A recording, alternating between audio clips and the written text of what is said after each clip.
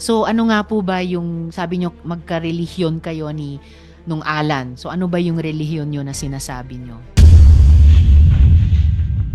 At inuulit ko po, Attorney Galicia, yung hiling ni Sen Grace, hinihiling na rin po ng chair, paki-submit in writing kahit sa COMSEC namin yung inyong sinasabing relihiyon na magka-relihiyon kayo ni Alan.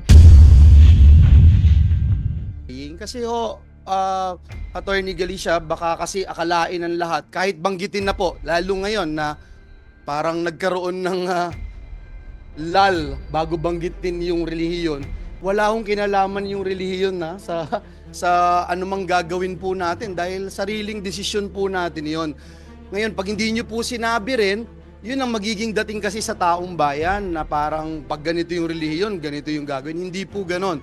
Kaya paulit-ulit po nating sinasabi yun, walang kinalaman ng anumang paniniwala o relihiyon dito dahil sa huli, ang bawat desisyon na gagawin natin, the decision we make dictates the life we live. So, yun po yun, no? Tayo yung nagdidesisyon sa bawat desisyon natin. Walang kinalaman yung relihiyon. Matanong ko na rin, I'm sorry Attorney David, palabas po ba kayo? Magre-restroom break lamang. Sige, pagbalik nyo, gusto ko po kayong matanong. So, unahin ko na siguro si Attorney Galicia. Nako, pero pagbalik ni Attorney David, may uulitin ako kasi meron akong gustong marinig nyo po sanang dalawa. But it's okay, uulitin ko mamaya. So, Attorney Galicia, naasahan ko po na pareho kayo ni Attorney David familiar dun sa Canon 2, Section 11 ng Code of Professional Responsibility and Accountability for Lawyers. Nagpo-provide po yon na, quote, "A lawyer shall not make false representations or statements. A lawyer shall be liable for any material damage caused by such false representations or statements." Close quote. Dagdag dun po sa kaso ng Regala versus Sandigan Bayan, GR numbers 105938 at 108113, decided noong September 20, 1996, quote, "The Supreme Court ruled that, quote, it is not within the professional character of a lawyer to give advice on the commission of a crime," close quote.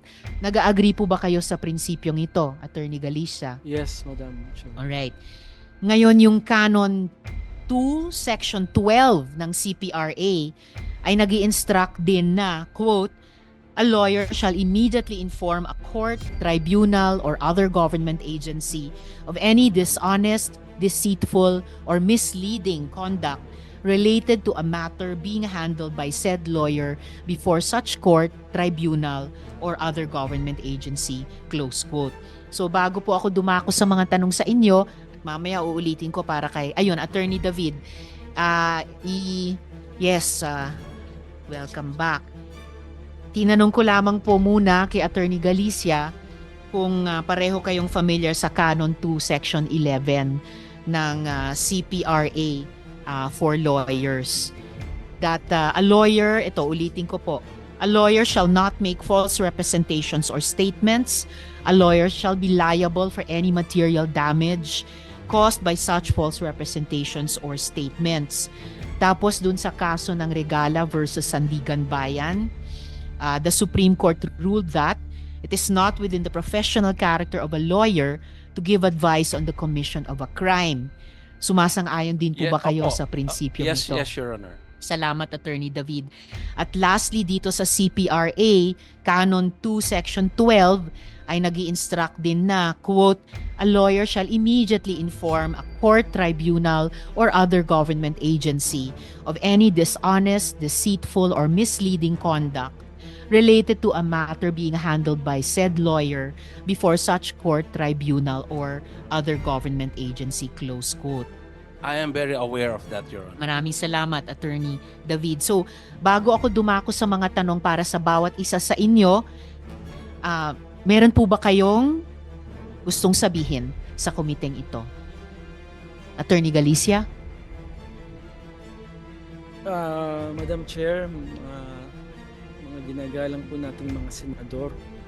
Unang-una po ay pagpasensyahan nyo na po Hindi ko po alam kung maniniwala kayo, pero hindi po ako masyadong nakakapanood ng mga Senate hearings. Hindi rin po ako masyadong aware sa mga issues dahil marami na po akong hinahandle ng mga personal cases ng mga clients ko. So, ang una ko pong gustong sabihin ay in truthfulness po, hindi ko po alam na may warrant si Mayor Alice Go. Hindi ko po alam kung paano ko po kayo makukumbinse, pero yun po ang totoo. Pangalawa po, kung meron man pong pagkakamali on my part na ma-identify ko po na inakala ko pong si Alice Go, hindi ko ho talaga alam na siya yon o hindi po siya yon. Basta't nagpakita po ng ID at inakala ko po na siya. Yun po yung aking masasabi. Madam Salamat Chair? po. Nagpakita po siya ng ano? Nagpakita po siya ng driver's license. Driver's license. Okay, itatanong po namin iyan mamaya konti kung dahil importante po, bago si Sen Joel, importante po yung sinabi nyong hindi nyo alam kung siya yon or hindi siya yon. Dahil seryosong legal service ang ginawa nyo para sa kanya, pagnotaryo sa dokumento. And I suppose, bawat abogadong magnonotaryo ng dokumento ng isang affiant or isang kliyente, kilala yung taong yon na siya talaga yon. So for the record, at babalikan ko po sa tanong ko mamaya. Madam Sen Chair, Joel? just one question po kasi just to be clarified, Attorney Galicia, nakita nyo po, sinasabi nyo, nakita nyo po itong Alice Go na ito na personal na pumunta sa inyong opisina. Is that a correct statement, Your Honor? Sa ngayon po, hindi ko na po masabi kung talagang siya yung nakita ko. Pero hawig po. So, ibig sabihin po, inassume po ninyo na siya ito na nagpunta sa inyong opisina at nagpanotaryo po sa inyo. Alam nyo po siya yon kasi yun yung una, di ba? Kasi kung alam nyo na hindi siya yon, hindi nyo gagawin yon. So alam nyo na siya yon, nagpunta, nagpakita sa inyo, kaya nyo po ninotaryo. Tama po ba yung sagot na yun? At attorney, sabi nyo hawig. So hindi kayo totally unaware sa mga hearings or kahit sa mga paglimbag ng photo ni Alice Go sa mga dyaryo o hindi nyo totally hindi naririnig ang mga balita sa radyo dahil nasabi nyo pong hawig niya. So alam nyo yung pagkakamukha ni Mayor Alice. Nakikita naman po talaga yung itsura ni Mayor Go sa mga dyaryo, sa internet. Nakikita ko naman po talaga. Pero talaga yun lang ang aking perception. Mahirap po yata kasi, attorney, no? Dun muna tayo dun sa araw na August 14. Hindi po pwede na perception yung magiging batayan mo bago mo siya inotaryo. Dumating po yung tao, nakita mo po siya, kung ano man yung personal na mekanismo na iyong ginagawa bago ka magnotaryo, ginawa mo po yun. So, nung nakita mo po siya, alam mo na siya si Alice Go. Is that yes or no? Attorney, bago nyo sagutin, the Chair would like to acknowledge the presence of the Sen Grace. Salamat sa pagdalo. Please proceed, Attorney Galicia, sa tanong ni Sen Joel. Tinanong ko po kasi siya Mayor Alice Go, sabi niya sa akin, alis na lang po. Yun po ang sabi niya sa akin. That alone, yun na po yung pinaka fact-checking ninyo bago kayo magnotaryo. Dahil sinabi niyang siya si Alice, okay na? Ganun lang po ba yun? Sa totoo lang po, siguro error nga on my part, pero para po akong nagulat Nagulat po talaga ako na makakaharap ko itong taong ito. Yeah. Bakit kayo nagulat? Kasi po, hindi naman po ako yung tipo ng tao na para puntahan po ng ganong klaseng mataas na tao. Yan, itatanong ko sa inyo yan mamaya konti. Wala ho bang nag-utos sa inyo? Basta na lang dumating yung pagkakataon na dumating po siya sa inyong lugar, umunta siya at nagpanotaryo o may tumawag ho sa inyo beforehand na may darating at magpapanotaryo sa inyo. Pwede ho bang banggitin nyo lang sa committee yung pangyayari, attorney? Meron lang pong nagsabi na kakilala na pumunta po ng opisina ko at hinihintay daw po ako para magpanotaryo.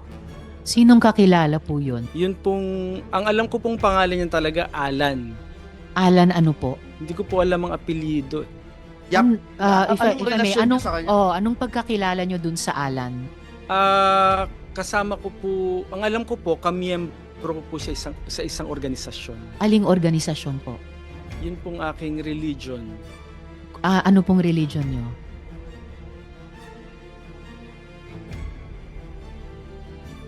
If you may. Pwede ko ba bang hindi sagutin? So, kasama nyo po sa isang relihiyon, si Sir Alan. Opo. Pero hindi nyo alam ang kanilang apelyido. Hindi ko po alam ang apelyido. Okay. So base po doon sa pagkakakilala nyo kay Alan, yun po yung dahilan kung bakit nyo in-entertain si Alice doon sa inyong opisina. Ang wala ho talaga akong alam na magpapanotaryo po siya ng kung sino. Ang sabi lang po ay magpapanotaryo daw. At saka kanina po, attorney, tinanong ni Sen Joel yung tungkol nga dun sa pagpapanotaryo nung Alice Go sa opisina nyo. Pero actually, hindi sa loob ng opisina nyo, di ba? Dun lang siya sa sasakyan niya, yung Opo. Alice di umano na yon. Opo, dun lang po. Regular ba kayong ganyang magnotaryo na hindi nyo pinapapasok sa opisina? At saka 7 p.m. Gabi na po. Gabi na po. Oh, may ganyang, parang may ganyang special consideration ba kayo sa lahat ng mga kliyente nyo na pag magpapanotaryo, okay lang kahit gabi na, past office hours, tapos hindi papasok sa opisina nyo at dun lang nasa sasakyan niya? Actually po, parang nahiya po ako na pababain at paakyatin pa sa opisina ko eh. Kasi ang perception ko nga po, siya si Mayor Go. Bakit naman kayo mahihiya? Kami pong lahat na nagtatrabaho sa gobyerno, bababa kami sa sasakyan, aakyat sa opisina dahil meron kaming hinihinging serbisyo sa inyo bilang mga profesional. Na, tama Baka na starstruck kayo masyado kay malamang Alice po po. eh. Talaga pong nagulat po talaga. Your Honor, Madam Chair, Sen Joel. sabi nyo po, hindi nyo kilala, hindi kayo nanonood, pero ngayon nahiyaho kayo na pababain siya doon sa sasakyan. Gabi na ho yun, Attorney Galicia. Attorney Galicia, yung pong inyong ninotaryo nakalagay po doon sa notaryo, Madam Chair, and I hope we can put it into the records of this committee. Ang nakalagay po doon, yung pong mga salitang subscribed and sworn before me. Uulitin ko po, subscribed and sworn before me. Yun po yung nakalagay sa dokumento, Madam Chair. And for the record, nagnotaryo po kayo, Attorney Galicia, na sinasabi nyo hawig kasi at hindi po sworn before you. Parang magkaiba po yun, Attorney. Mag-interject si Sen Sherwin. Actually, sunod na nakalista pagkatapos ng chair sa order of questioning at pinaka-pasensyosong naghintay. Tanong kay Attorney Galicia rin.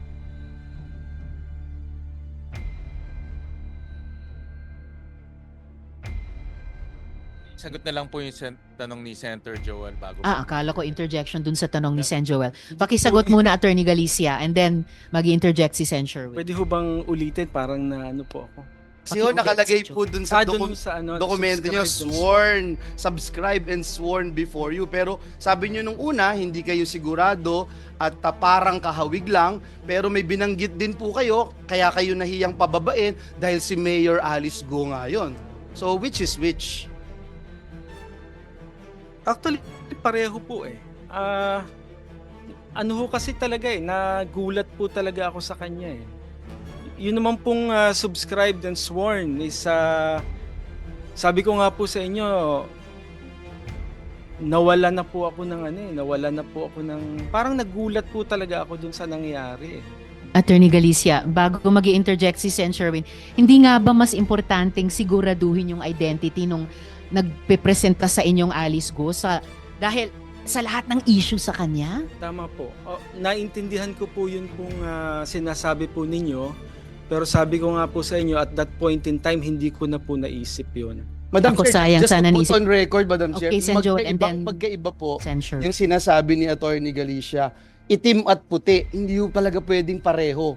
Hindi ho po pwedeng pareho, no? Kaya unfortunately, Attorney Galicia, I would also remind you na in the 18th Congress dito po sa Senado, we passed Republic Act number 11594 na nagtataas ng parusa sa perjury. I just want to put that on record. Thank you. Salamat, Sen Joel. And one last bago si Sen Sherwin. Briefly, niretain nyo ba may niretain ba kayong kopya ng ID na pinresent? At pinirmahan ba ni Alice Guo na yan yung notarial book ninyo as required by the rules?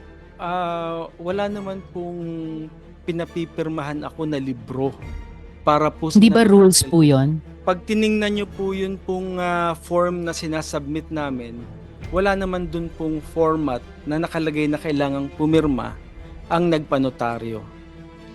Ido-double check ko po yan, Attorney Galicia. Madam Chairman. Could we, and before I call Sen Sherwin and Sen Grace, DOJ, can you speak on that? Hindi nga ba rules na pag kahit sino pong tao nagpanotaryo, pipirma sa notarial book? May rules Yusek T. Yes, Madam Chair. May rules ng Supreme Court specifically para sa mga notaryo. At naalala ko, meron talagang requirement doon, no? May mga safeguards to. Kasama doon sa safeguard yung pag in evidence of identity, which is the ID, no? Hindi na pwedeng sedula lang, no? Kailangan ID talaga, current ID, government issued, may pirma at may litrato ng may hawak na ID. At bukod doon, isa din sa mga safeguards yung pipirma mismo sa notarial book yung nagpanotaryo. Hanapin namin ngayon yung specific provision at sabihin namin mamaya. Thank you so much, Yusek T. Sen Sherwin and then Sen Grace. Sundan ko lang po yung tanong ni Senator Joel at ni Senator Risa. Nasabi niyo, Attorney Galicia, na may tumawag ho sa inyong isang certain Alan na kasama niyo sa sa religion niyo ninyo. Hindi niyo rin matandaan kung sino itong Alan na ito. Tama po ba? Anong last name niya? Hindi ko lang po alam ang apelyido niya. Anong alam oras ko po siya tumawag sa inyo? Actually po, ang tumawag sa akin, sekretarya ko.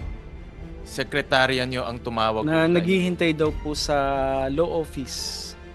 inyo? Sino ho ang tumawag sa inyo? Si Alan o yung sekretarya Yung niyo? sekretarya ko po. And then, Sen Sherwin, meaning nasa labas na kayo ng opisina noon, then bumalik pa kayo? Oho, kasi bumabalik naman po talaga ako ng opisina. Malapit lang ang bahay ko sa opisina. Okay, salamat, Sen Sherwin.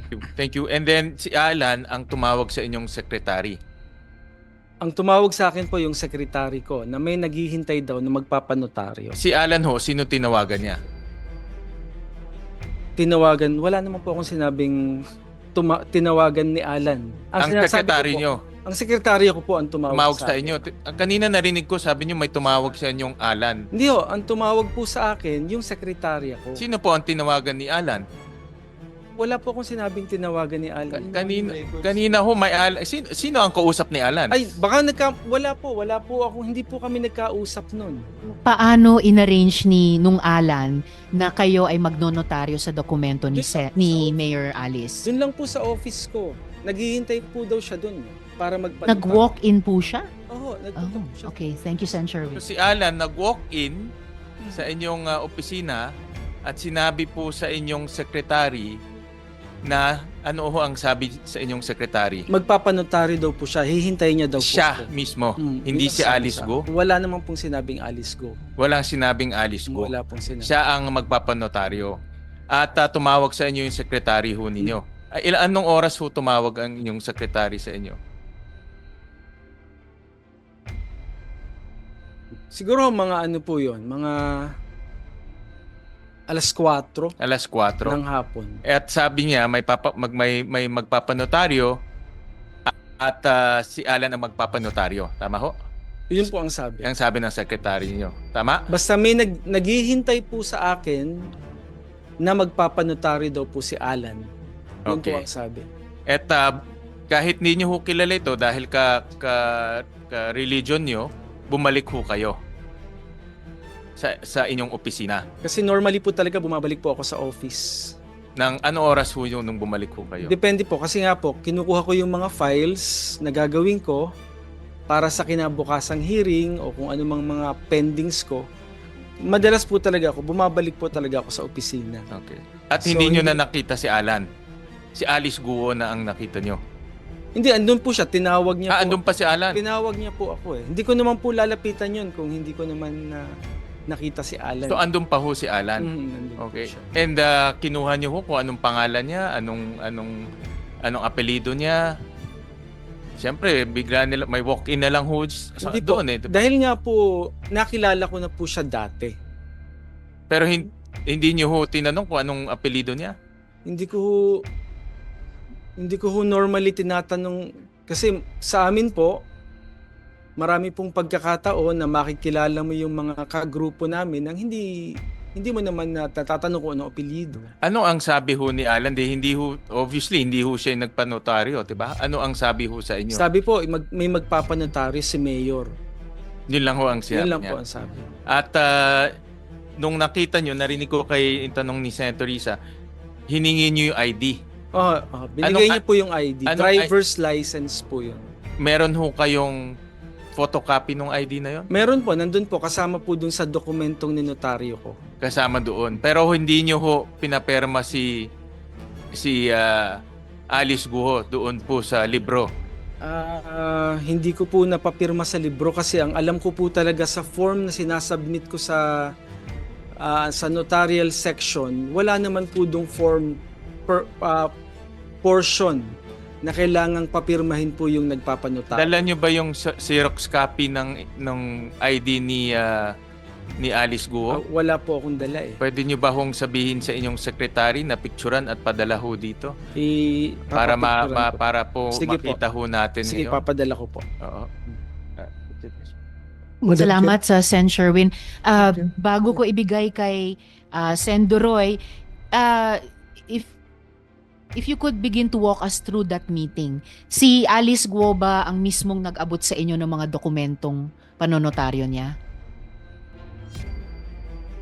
Si Alan po ang nagbigay sa akin nun. Okay, so yung Alice Guo nandun sa sasakyan, binigay niya yung dokumento kay Alan, binigay nung Alan sa inyo. Okay, and then, so paano nakapanumpa yung Alice Guo? Hindi na po siya nanumpa sa akin. Sir, attorney, lahat po kami, pag magpapanotaryo, kailangan po kaming manunumpa. So, hindi na nga po siya pumirma sa notarial book, hindi pa siya nakapanumpa. Okay, pagkatapos inabot nung Alan sa inyo, yung mga dokumento, pumasok kayo sa opisina nyo para inotaryo, tama po? And then, lumabas kayo ulit para ibigay sa kanya yung notaryadong dokumento na, tama po? Hindi na po ako bumaba kasi may mga ginawa na po ako dun sa office ko. Hindi ko na po alam kung anong nangyari. So, paanong nakarating mula sa inyo dun sa Alice Guo? Yung Kinuha notarized po ni document? Alan. Yung Alan ang sumama sa inyong umakyat sa Umakyat opisina. ako. Siya na po yung nagbaba nito at you presume ibinigay dun sa Alice Guo. Patawag Okay natin po. si Alan. Yes, madam. Yes, Sen. Grace, we will do that. Just, nami-misteryoso ako, parang masyado namang alagang-alaga nyo yung Alice Guo na iyan. Hindi naman just po. to see. Wala po akong ganong intention. Wala Okay, po well, talaga. intention is one thing, pero ngayon pa lang parang may dalawang lapses na, yung di pagpirma sa notarial book and then yung hindi pagpapanumpa. So, sorry. Madam Chair, just to put on record lang. Oo, Nilagay then I'll po- call Sen. Grace nga pala and then Sen. Duroy. Yeah, nakalagay lang po, just to put on record, doon po sa dokumento, subscribe and sworn before me. Tapos binanggit po ng ating attorney resource person na hindi po nanumpa sa kanya. Just for the record. Yes, salamat Sen. Joel. So, just before I call Sen. Grace and Sen. Duroy, during this hearing, Attorney Galicia, mukhang importante talagang tanungin kung ano yung sinasabi niyong relihiyon nyo. Kasi it's just a matter of fact. Tapos yung apelyido ni Alan, baka pwede nyo ring ipatanong sa secretary nyo kasabay nung pagpapadala nung kopya nung driver's license nung Alice Guo na hiningi ni Sen. Sherwin, yung apelyido din nung Alan. So, Sen. Grace and then Sen. Duroy. Thank you. First up, before I begin my questions, comments lang. Sa DOJ, kung katulad nito, nakita natin na may lapses yung ating notaryo, no? Parang hindi niya ginagawa yung tamang proseso para mag-verify. Ano ba ang penalty dyan? Nakaka-cancel ba yung pagka-notary niya o abogado pa naman? Madam Chair, may penalties po dito sa Korte Suprema. Maaari po siyang ma-subject to an administrative case sa Supreme Court na isa na sa mga paksa ng kaso na yun ay ang pagkansela ng kanyang notarial register, but bukod doon, maaari din siyang humarap sa disciplinary proceedings. Kasi medyo mabigat po ang responsibilidad ng notaryo, lalong-lalo na alam na nga yung mga issues na nangyayari, pero ang dami pa rin hindi nasunod na proseso. Dinig na dinig ko sinabi ni Atty. Galicia kanina na tinawagan siya ng certain Alan. Tapos ngayon, nung sinabi na niya ngayon na dinay na niya na hindi niya alam yung last name ng Alan na yung tumawag sa kanya, nagbago ng statement niya na ang tumawag doon sa kanya, sekretary niya. Hindi ba halata, attorney, na umiiwas ka? Dahil kung si Alan ang tumawag sa iyo, sigurado yan, Alan de la Cruz. Lalabas yan sa cellphone mo eh. Hindi ka man magpunbok ng first name lang, may last name yan, Alan de la Cruz. Ngayon, nung tinanong ka kung anong family name ni Alan, nagbago na istorya mo. Sabi mo na, ang nagtawag sa iyo, yung sekretary mo. Dinig na dinig ko, attorney, kahit i-playback natin yung recordings dito. Sinabi mo kanina, kay yung tanong ni Senator Joel o ni Senator Risa, na may tumawag sa iyo, Alan, huwag tayong maglukuhan dito dahil nakakahiya na, puro tayo lukuhan dito. Ayusin natin ito. Attorney, you are facing a committee na nag-iimbestiga. So, are you holding on to your next second statement na hindi si Alan tumawag sa iyo? Opo, Ipe-play ko yung recording dito. hindi po talaga, Senator. In fact po, Pero sinabi mo kanina na si Alan ang tumawag sa iyo. hindi po talaga siya tumawag sa akin. Sek, Madam Chair, baka pwede natin Yes, Kung Senator. baka lalabas ako ang nagsinungaling dito kahit Hindi na naman may, po. may kabingihan ako. Comsec, para lang mapalagay ang loob naming lahat, no? Paki-provide sa amin yung portion na yun ng transcript. Yes, kung ano ang sinabi ni Attorney Galicia tungkol dun sa pagtawag nung Alan sa kanya. Mm-mm. At saka, if I may interject, Sendore, Attorney Galicia, kanina nabanggit ko, no, importanteng malaman ano yung sinasabi mong karelihiyon. Kasi para sa akin, matter of fact lamang yun. And may information ako na pinag-uusapan na rin naman sa social media.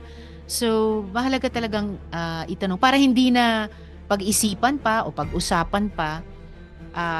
Tsaka hindi naman ibig sabihin na endorse ng ninumang mga religious groups natin dahil iba't iba tayong relihiyon ang kung ano-anong mga gawain. O yung iba, oo. So, it's just a matter of fact. Kaya pending question ko pa rin sa inyo ngayon. Iyon, Attorney Galicia, yung sinabi nyong karelihiyon, ano bang relihiyon iyan? And dagdag, ano nga ba yung apelyido ng Alan? Tulad din ng tinatanong ni Sendoroy. And pati ano bang telephone number nila? Senator, hindi ko nga po talaga alam ang apelyido po nung Alan. At wala po naman akong phone number niya. At ang tumawag po talaga sa akin ay ang sekretarya ko. Kung nagkamali man po Iniintay ako, namin yung sige transcript po, sige niyan. po. In Kung fact you po, were saying, kung nagkamali man kayo, kung nagkamali man po ako siguro kanina sa pagsasalita kasi nakaka-tense po kasi yung nandito ako at nagsasalita sa harap ninyo. mas Hindi matitense po ako, kasi- attorney, kung hindi nyo sasabihin lahat ng totoong sagot sa aming mga tanong. Opo, pero hindi po ako nagsisinungaling. So ano nga po ba yung, sabi nyo magka-relihiyon kayo ni nung Alan. So ano ba yung relihiyon nyo na sinasabi nyo? Ah,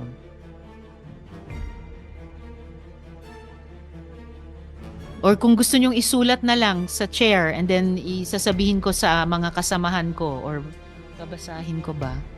I mean, ako, katoliko ako. Pag ako nagkasalanan or kung gumawa ako ng krimen, hindi yun sinasang-ayunan ng simbahan at Santo Papa.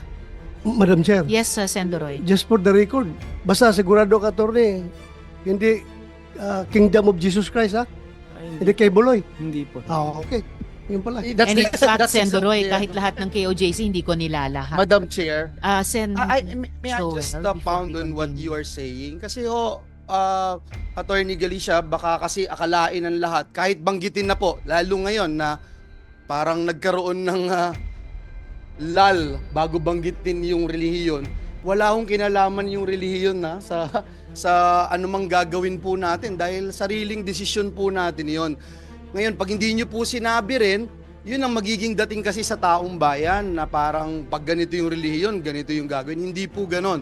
Kaya paulit-ulit po nating sinasabi yun, walang kinalaman ng anumang paniniwala o relihiyon dito dahil sa huli, ang bawat desisyon na gagawin natin, the decision we make dictates the life we live. So, yun po yun, no? Tayo yung nagdidesisyon sa bawat desisyon natin. Walang kinalaman yung relihiyon.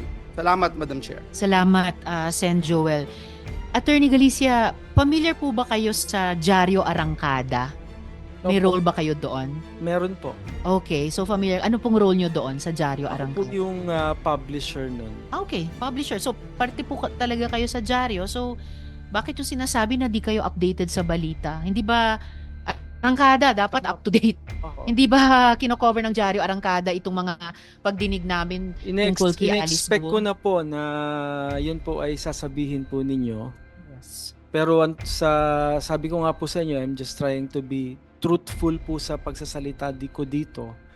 Pero sa totoo lang po, hindi ko po talaga alam na may warrant of arrest siya. Hindi ko alam kung maniniwala kayo sa akin, pero yun po ang totoo. Well, mahirap po sa publisher ng Diaryo Arangkada. Kung Diaryo Atrasado, maniniwala ako na hindi nyo alam na may warrant of arrest po sila. Attorney,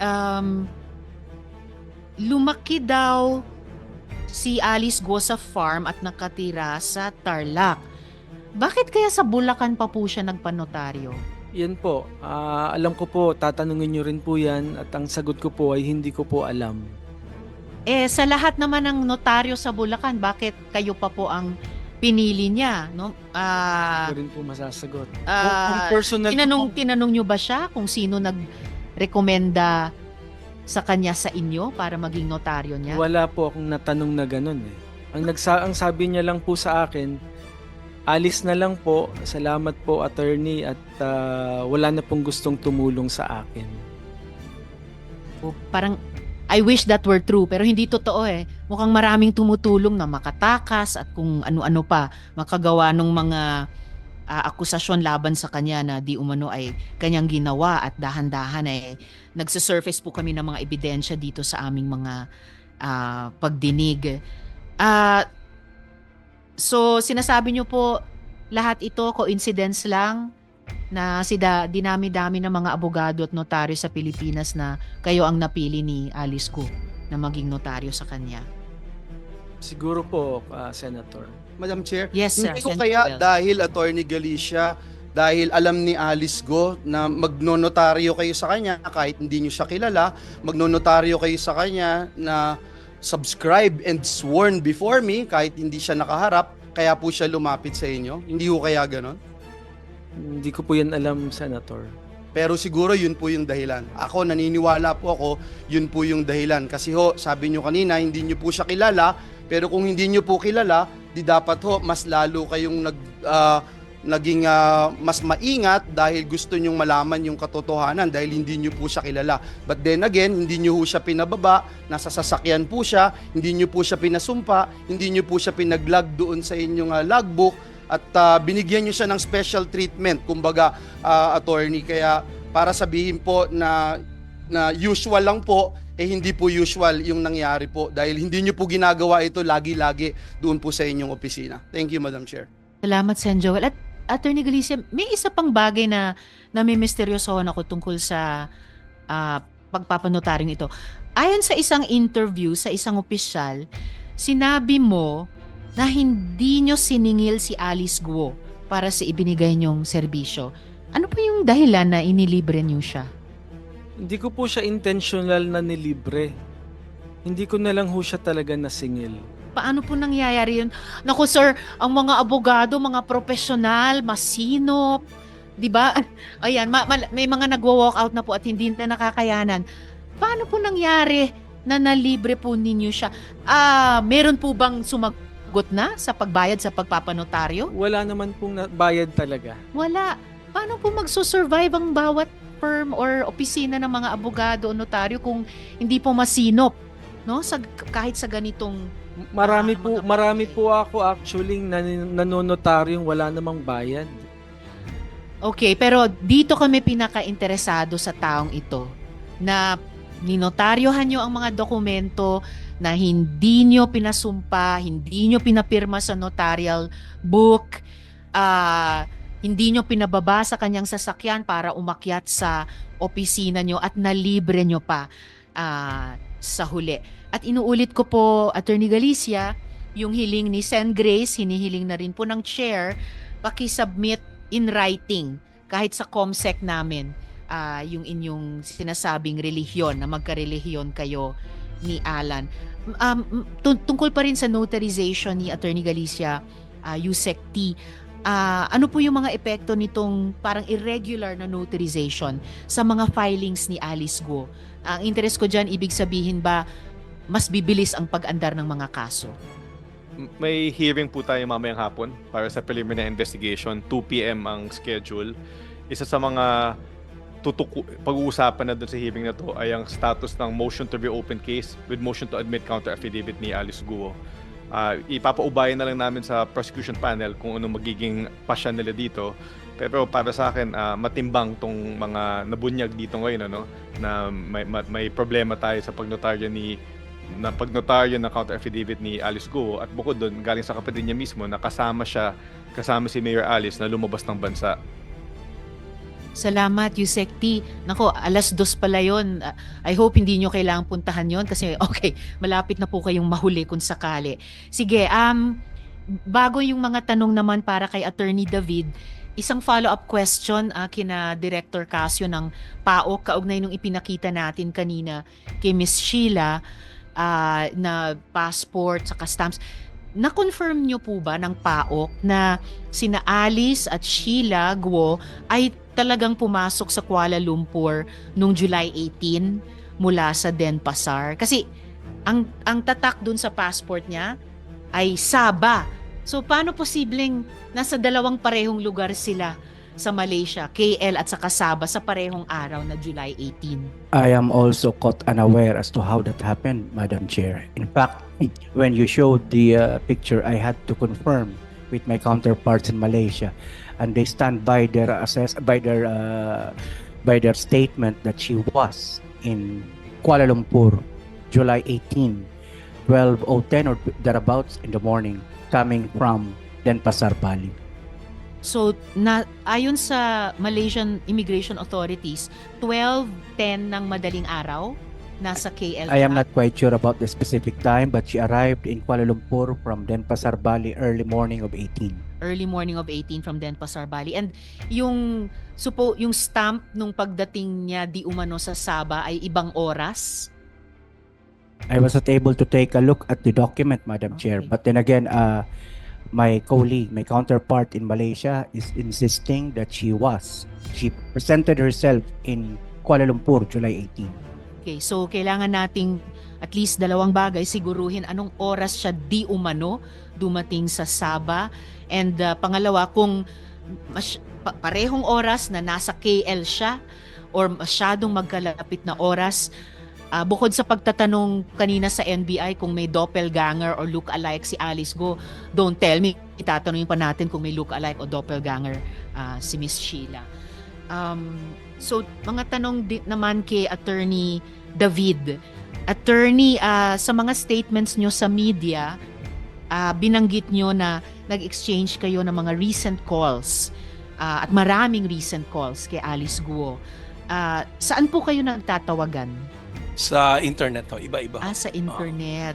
So, pero sa mga internet calls iyon, may area code po ba na number ng ginagamit niya? Wala po eh. Wala. So, hindi ko maitatanong kung mula sa Pilipinas ba siya tumatawag na +63 Wala. ang country code. Merong ibang identifying numbers po ba dun sa internet calls nila sa inyo? Pwede mo ma-check para sigurado. Paki-check. Actually, it's good you ask that kasi itatanong ko talaga kung una sino ang provider? Globe Smart dito? Sino po ba ang internet service provider dun sa internet calls nyo ni Mayor Alice? Yeah, Wala naman, Sen. wala pong number. Walang identifying numbers. Sinong ISP nyo para dun sa internet Ano po calls? yung ISP? Internet service provider. Sinong internet service provider ninyo sa Ako calls po, na yun? Globe po ako eh. Globe po kayo. Oo. Alright. At may proof po kayo sa mga alleged calls na ito at handa ba kayong isubmit yung mga calls na ito sa komite? Ah, The alleged number, of course, will be gusto treated ko with rin po, pero confidentiality. meron po kasi akong lawyer-client privilege. At I hope you understand ho na may oath po ako to maintain the whatever information na binigay sa akin. Okay. Anong app ang gamit ninyo